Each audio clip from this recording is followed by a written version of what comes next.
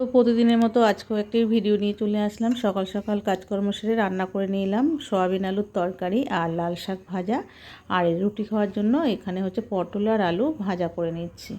তো চলো আপাতত এটা ভাইয়ের খাবার বেড়ে নিয়েছি, ওকে খাবার টাবার দিয়ে ওর ডিউটি চলে গেছে। এবার মাকে মুখ ধোয়ানোর জন্য জল দিয়েছি, মা মুখ ধুয়ে ওষুধ খাচ্ছে। মাকে তো সব খাটেই করে দিতে হচ্ছে, তো অসুবিধাই হচ্ছে।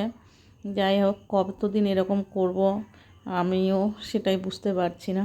চলো মায়ের মুখ ধোয়া হয়ে গেল, জলটা ফেলে দিয়ে গামলাটা বাইরে ধুয়ে রেখে দেব। খুবই খারাপ লাগছে, কবে যে মা হাঁটাচলা করবে। তারপরে আমি চলে এসেছি মাকে চা দিয়ে। না, আমি আটাটা মেখে নিচ্ছিলাম আগে, আটাটা রুটি করব। তো তারপরে আটাটা মেখে নিলাম, মেখে রেখে দিয়ে চলে গেলাম মাকে চা করে দিলাম। আমি ভাই চা খেয়েছে, তখন আমি খেয়েছি, এই জন্য আর খাইনি। মাকে চা আর মুড়ি দিলাম, আর আমি চলে এসেছি এবার রুটি বানাতে। তো রুটিগুলো আমি করে নিলাম এক এক করে। তো বন্ধুরা, তোমরা বলবে আমার রুটি বানানোগুলো কেমন হচ্ছে, রুটিগুলো কেমন ফুলছে। আমার কিন্তু প্রত্যেক কটা রুটি এরকম ফোলে। তো যাই হোক, নিজের প্রশংসা করলাম না, আর চলে এসেছি। তারপরে মায়ের হাতে পায়ে নখগুলো খুবই বড় বড় হয়ে গেছে। তো মা বললাম নখগুলো কেটে দিয়ে, যে ঠিক আছে কেটে দিচ্ছি। তো এখনও মায়ের স্নান টান কিছু হয়নি। আমি ঠিক আছে, মায়ের পটি ফটি করানো হয়ে গেছে সব। তো এবার আমি মায়ের নখগুলো কেটে দিচ্ছি। আর বেশ কিছু জামা কাপড় আমি ভেজানো আছে। বাইরের ওয়েদারটাও আজকে বেশ মেঘলা মেঘলা, কখনো মেঘ মনে হচ্ছে এই বৃষ্টি নামবে, আর কখনো মনে হচ্ছে যেন আবার হালকা রোদ উঠে যাচ্ছে। তো নখগুলো একটু শক্ত হয়ে গেছে, বড় বড় হয়ে গেছে, সেই জন্য একটু সময় লাগছিলো। আর আমিও খুব ধীরে ধীরে কাটছিলাম, কারণ আমি কারোর নখ এখনও কাটতে পারি না ঠিক করে।